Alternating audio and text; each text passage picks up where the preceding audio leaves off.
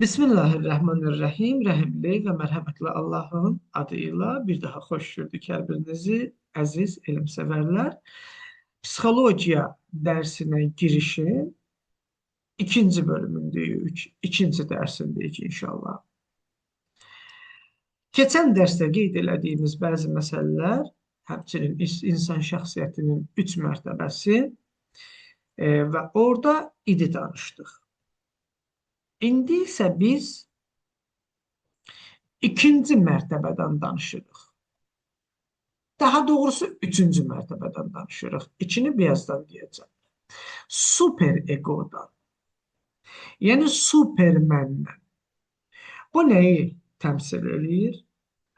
Super ego bir mədəniyyəti təmsil eləyir. Milli mənəvi dəyərləri təmsil eləyir. Yaxud mentaliteti təmsil eləyir.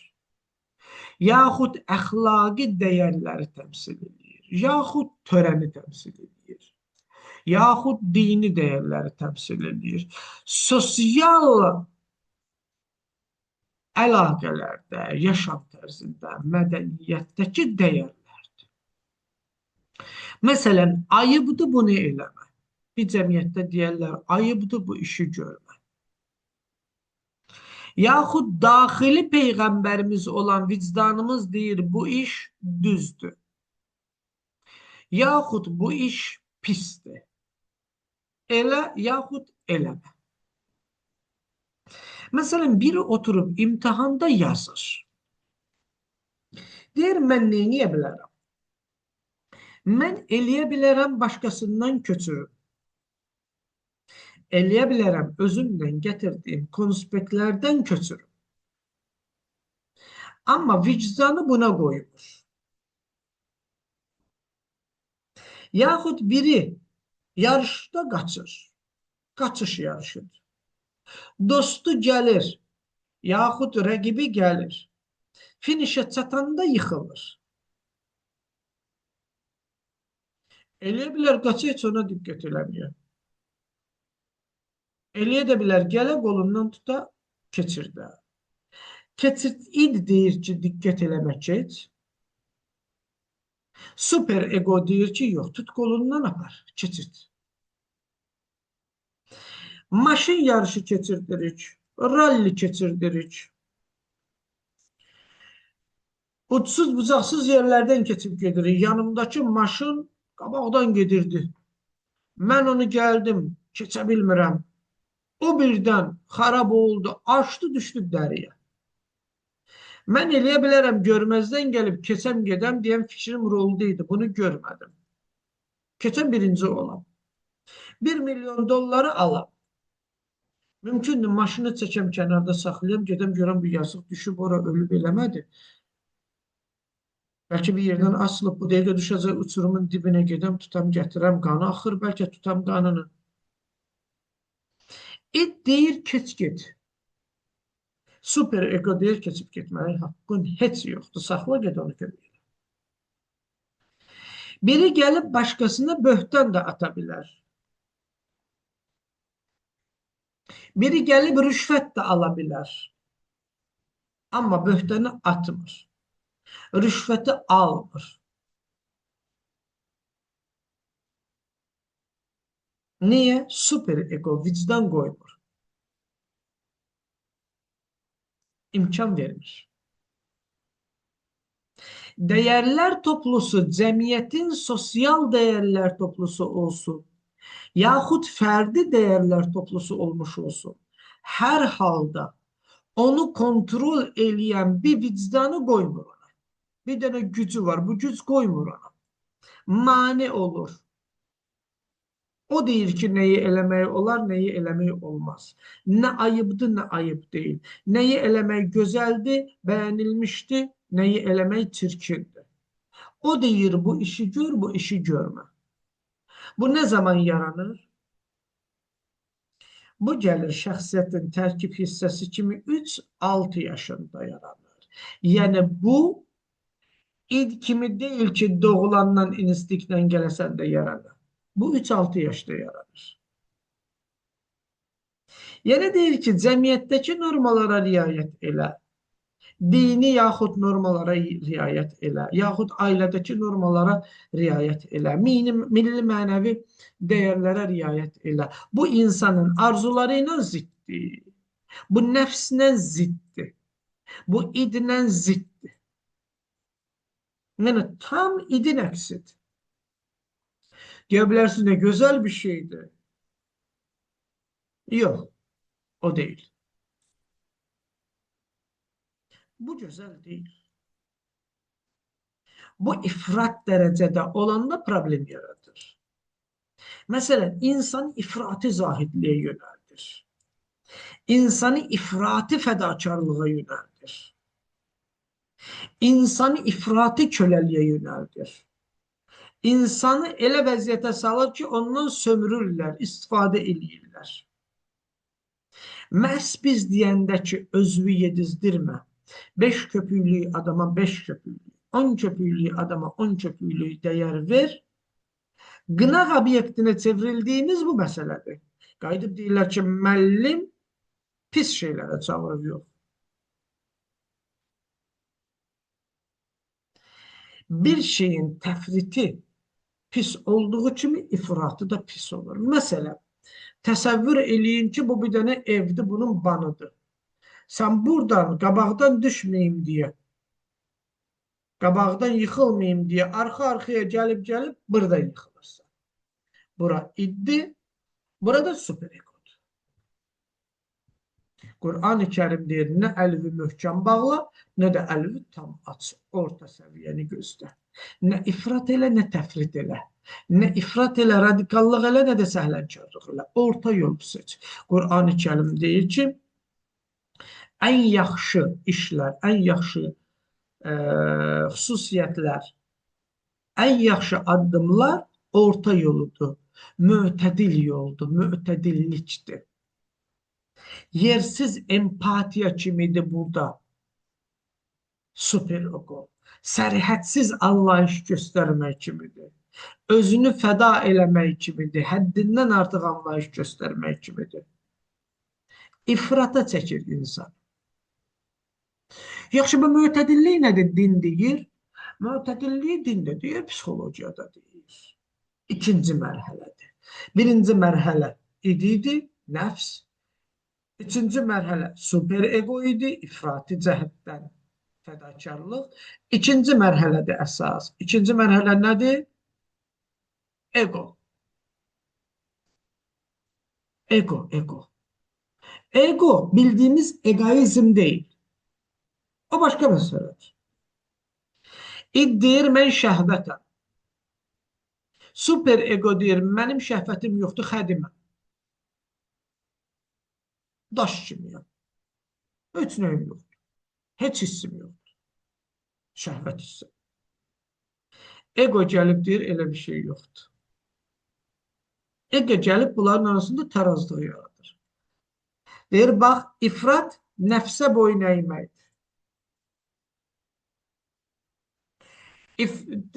İfratı eləmək, təfrit eləmək, yaxud heç nəfsi istifadə eləməməkdir. Heç evlənməməkdir. Gəlir, tərəzi qoyur, deyir, evlən, halal evlən. Gözün başın orada burada qaynamasın, gözünü naməhrəmdən ört.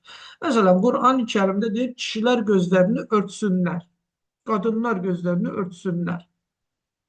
Kişilər unudub gözlərini örtmürlər. Deyirlər, qadın, sən üstü başı ört. Sən niyə elə geyinirsən ki, mən elə baxam? Qur'an deməyib gözü ört. Sənə də deyib də gözü ört. Neysə, işin buradadır. Ona deyib giyin, sənə də deyib gözünü ört. Bəzi ölkələrdə yaşayarsan, hamı hicablıdır, amma kişinin gözü örtülüdür. Gözü ört, gözü ört. Tarazlıq yaradır. Tarazlıq yaradır. Tam nəfsə qul olmaqla tam nəfsi kökündən kəsməyin arasında. Tərəzilik eləyir. Belə tərəzilik eləyir ki, ruhun və psixoloji sağlamlığında problem yaranmasın. Məsələn, Osman adlı bir səhaba var idi. Bunun xanımı özünə baxan adam idi. Ətirlənib, mətirlənib, belə qəşəng gözünə, təmizliyinə, saçına, başına fikir verən adam idi. Peyğəmbərin də xoşu gələrdi onun bu xüsusiyyətindən. Məsələn, Peyğəmbərimiz sallallahu aleyhi və səlləm gəlir evə deyir, ətir iyi gəlir. 100% bu gün Osman arvadı gəlib bizə. Həzrəti Ayşə deyərdi ki, hə, gəlib. Bizə bu günləri Osman arvadı gəlib. Hardan bilindir ətirindən? Bir gün Ayşə gəlib Peyğəmbərin yanına deyir ki, Osman arvadı özünə baxmır. Nə ətir vurmur, nə bir şey deyir. Saçı, başı, dırnaqları, hər şey pis gündə. Pis vəziyyətdədir. Dinimizdə var ki, qadın dırnaqlarını uzatsan, yaxşı bir şeydir. Bu indiki dırnaqlardan danışmıram, ha, caynaqdan danışmıram. Dırnaqdan danışıram. Belə şok qoyulur uzunluğa. Ondan danışmıram. Təmizkarlıq da vurulur bir-birinə. Peyğəmbər deyir, qadının dırnağı biraz uzun olmalıdır. Gözəl görünsün deyə. Gözəllikdir. Qəşəng bir şeydir. Təbii dırnaqdan danışıram. Və əlbəttə içində qəşəng təmizləmək şərti ilə gözəl formada, tam gigiyenik formada, elə bir formada yox ki, təmizlənə bilməsin. Sözüm oradadır. Mən o şəriət məsələlərinə heç vaxt cavab vermirəm, qoşulmuram da bilirsiniz. Aradasa bir 20 ildir bu cürə. Sözüm buradadır. Gəldi Peyğəmbər deyir, niyə? O ki, təmizkar adam idi, o ki, ətirli deyir, əri Osman heç nə eləmir. Qadınından uzaq düşüb, gedib tərk-i dünya olub, ancaq namaza, orucu özünü verib. Çağıtdır Osman, deyir, mən sənin Peyğəmbərindən ya yox, deyir. Deyir, mən nümuniyəm, usvatun həsənəyəm ya yox, ən gözəl nümuniyəm, deyir. Deyir, belə bir şey yaxşı olsaydı, mən eləyərdim də. Tərk-i dünyalıq yaxşı olsaydı, daha layiq bu idi ki, mən gedəm tərk-i dünyalıq. Mənim də qadınım var. Bəzən vaxtımı qadınıma ayırıram, şəhvətimi ayırıram. Bəzən oruç tuturam, bəzən tutmuram. Günün bəzi hissəsində namaz qılıram, bəzi hissəsində namaz qılmıram. Mən mötədillik yaratmışam, tarazlıq. Bax, bu gördüyümüz ego, yəni tarazlıq. Məsələn, mən istəyirəm maşınım olsun, evim olsun, tarazlıqdır, gözəldir, bir insanın buna haqqı var. Amma maşınım, evim olsun deyə gedib insanlara fırıldaq gələ bilmərəm, aldada bilmərəm. İlk gəlib deyir, fırıldaq elə deyirəm, yox, eləyəm. Super ego gəlib deyir ki, sənin maşının var. Sən niyə maşının var? Sən qatırda gəzməlisən. Uzun qulaqda gəzməlisən. Maşın nədir? Yox, bu da düz deyil. Yanlış deyil. Bu da düz deyil. Yanlışdır. Yanlış deyil. Nədir? Ego nədir? Ego nədir? Yox, olmalıdır. Maşınım da olmalıdır. Mən ümumi nəqliyyətə də minə bilərəm. Maşınım da ola bilər. Metroya da minə bilərəm. Hər şey eləyə bilərəm. Normal, halalına da hər şey eləyə bilərəm. Nə tərk-i dünya olmamalıyam, nə də bunu haram yoldan əldə eləməməliyəm. Yəni, ortanı tarazlaşdırır. Tarazlaşdırır. Reallıq yaradır. Daxili reallıq yaradır. Futbolda biri gəlib mənim ayağıma vurubsa, mən durub, qaçıb gedib onun ayağına vurmuram. Təmkinli oluram. Nə də ki, onun vurmağına sakit qalmıram. Şahid edirəm hakimə.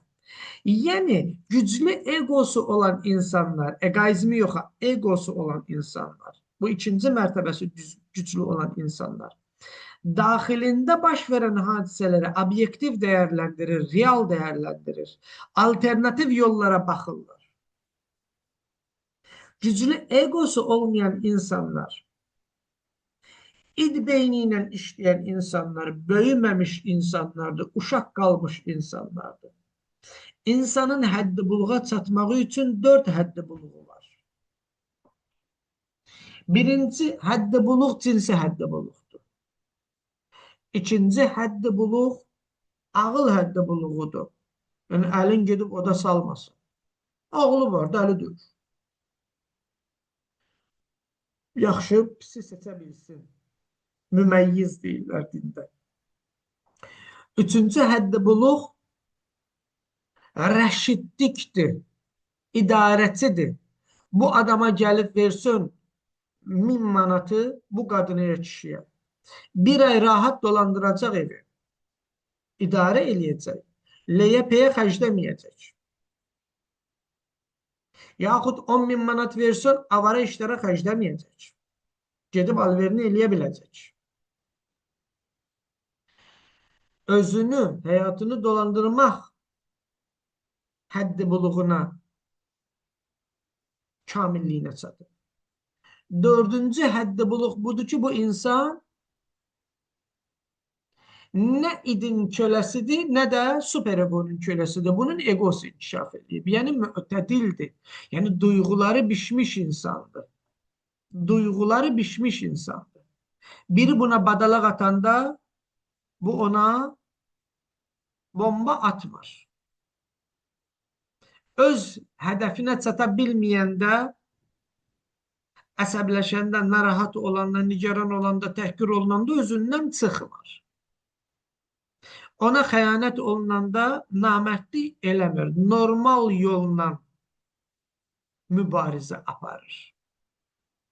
Bax, bu normal insandır. Kör-körənə hərəkət eləmir, düzgün tənzimləyir. Yox, eşidəndə özündən çıxmır. Xaricdən gələn fiziki, sosial təzyiqlərə dözümlüdür. Öz yolunu seçə bilir. Amma uşaq qalıbsa, əgər iddə qalıbsa, yox. İnkişaf eləyibsə, bu uşağı qələbə çalacaq, tarazlığı yarada biləcək. Yox, inkişaf eləməyibsə, bitdi. Uşaq qalıb, iddə qalıb. Bitəcək. Yaxud sömürülübsə, superegoya gedəcək. Baxın, bu məsələlər bir insanın psixologiyasında düzgün özünü tanımada əsas məsələlərdir.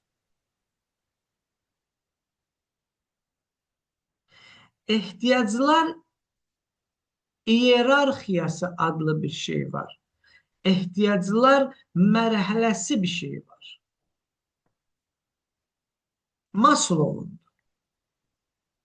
Deyir, insanın birinci ehtiyaclar piramidası da deyirlər. Biz nəyə ehtiyaclıyıq? İnsanın birinci ehtiyacı fiziki ehtiyaclarıdır.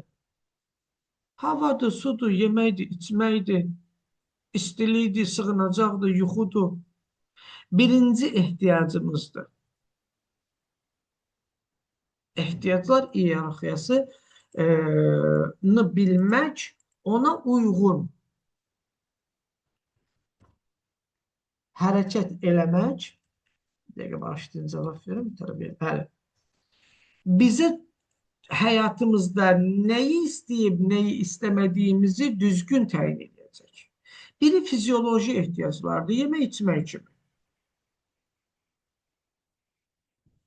İkincisi, güvənlik ehtiyaclarıdır, əmin-amanlıq ehtiyaclarıdır. Üçüncüsü, aid olmaq, sevgi ehtiyaclarıdır. Dördüncüsü, dəyər ehtiyaclarıdır. Beşincisi, özünü reallaşdırmaq ehtiyaclarıdır.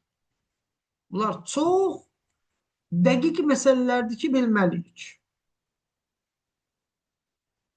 Fizioloji ehtiyaclar, fiziki ehtiyaclar nəfəs almadır, yeməkdir, içməkdir, cinsəllikdir, yatmaqdır. Bu. Güvənlik məsələləri bədənin sağlamlığıdır, iş tapmaqdır, əxlaqdır, ailədir, mülkiyyətdir, bunlardır. Aid olmaq, bir yerə aid olmaq ehtiyacı insanın ən güclü ehtiyaclarındandır və bundan da çox istifadə edirlər. Məsələn, baxıb görərsiniz ki, kişilər futbol üçün ürəkləri gedir. Axşam Barcelona ilə, nə bilim, Manchester United oynayacaq.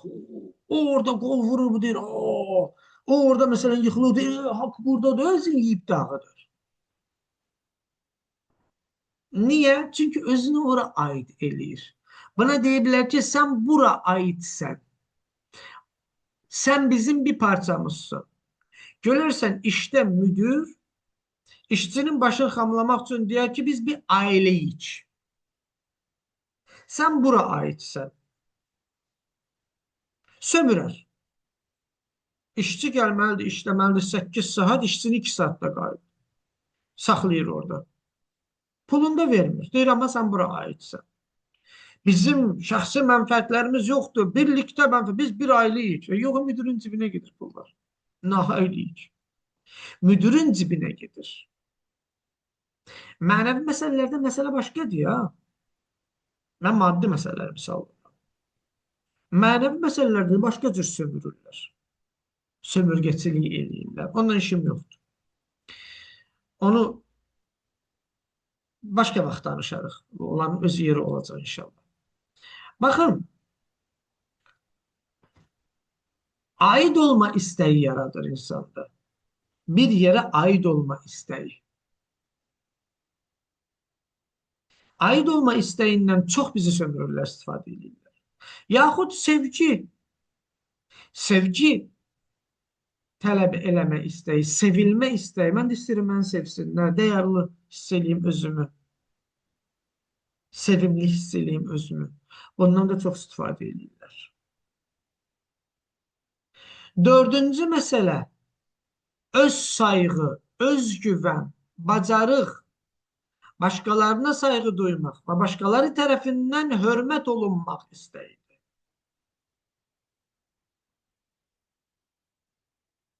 Və çox çalışırlar ki, bundan da sui-istifadə eləsinlər. 20%, 80% ise bunu sındırırlar. Mesela sui-istifadə eləmək məsələləri budur. Girirsən hansısa bir yerə yazırlar, burada boss sizsiniz.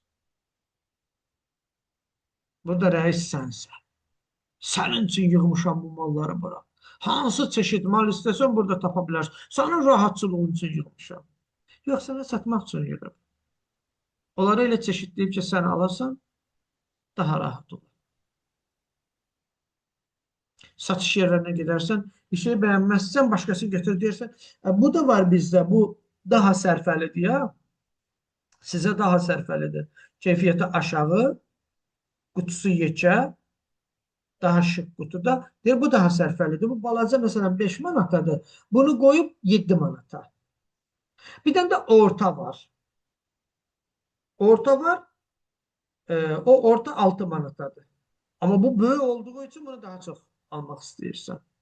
Daha sərfəlidir. 7 manat həm çikolatadan yaxşıdır, həm bundan, amma kalite aşağıdır, keyfiyyət aşağıdır. Səni düşünmüşəm. Beşinci budur.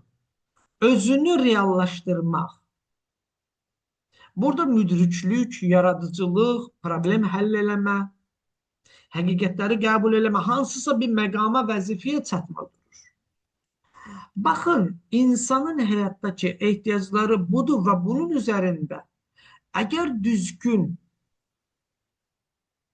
bu ehtiyacları tənzimləsək, sağlam psixologiyamız olur.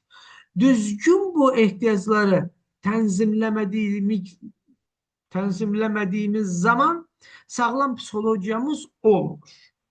Məsələn, qaynana gəlir, deyir ki, siz boşanmışsınız da, hə? Qızın anasına deyir, hə, boşanmışsınız, narahat tamam. Qardaşınız da boşanıb da, hə, deyir, hə, narahat tamam. Deyir, niyə? Deyir, mənim oğlumun, sənin qızın gələr, xasiyyəti çətin xasiyyətlərinə dözməz. Siz boşanmağa adət eləmişsiniz. Qarşı tərəf gəlir, deyir, bu qıza deməllə, bu qıza bir şey denəm. Mən qıza niyə bir söz deyim? Sən anasını, qız anasısan. Qayıt o qaynana olacaq şəxsiyyətə ki, gələcəkdə gəlib sənin qaynanan olacaq və indi elçi gəlib, indi də mısmırığını sallayıb, ona başa sal ki, get oğlumun çətin xasiyyətlərini düzəlt. Mənim qızım laboratoriya siçanı deyil.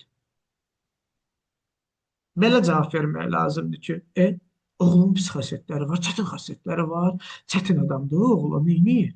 Narkotik çəkir, neynir, araq içir, adam döyür, söyüş-söyəndir, əsəbidir, xəyanətkardır. Nə var oğlu, valla narahat oldum. Bir dəqiqə, hələ qızı vermək fikrimiz yoxdur.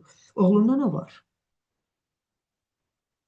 Biz qalın, qızım yurtda qaldı, ay Allah. Bundan qorxduğumuz üçün bu günə düşmüşük. Elə bil qızımız evdə qalıb, çöldə qalıb. Qızın çöldə qalıb sənin, qızın evdə qalıb da. Öz atasının evidir də, nə tələsirsən? Nə olub? Alıcı gəlib gərək deyə ki, ay Allah, bu mənim oğlumu bəyənəydi. Verəydilər bu qızı mənim oğluma. İndi tərsinə olur. Alıcı gəlir, şərt qoşur. Bəyəndim, bəyənmədim. Bəyənəcəm, bəyənməyəcəm. Belə bir şey yoxdur. Bu nə deməkdir? Bu, yəni özünü sübut eləməlisən. Sən şəxsiyyətindən, ehtiyaclarından vaz keçməlisən. Sən dəyərlərindən vaz keçməlisən. Mən olmağımdan, özün olmağından vaz keçməlisən. Özünü sübut eləməlisən ki, biz səni sevək. Elə bir şey yoxdur. Elə bir dünya yoxdur. Qarşılıqlıdır, qarşılıqlı. Dəyər verirəm, dəyər görürəm. Bəli, doğru deyirsiniz. Doğru buyurursunuz bacım. Dəyər verirəm, dəyər görürəm. Dəyər alış-verişidir. Sən ki bazara getsin, indi qutaracaq bir dəqiqəyə.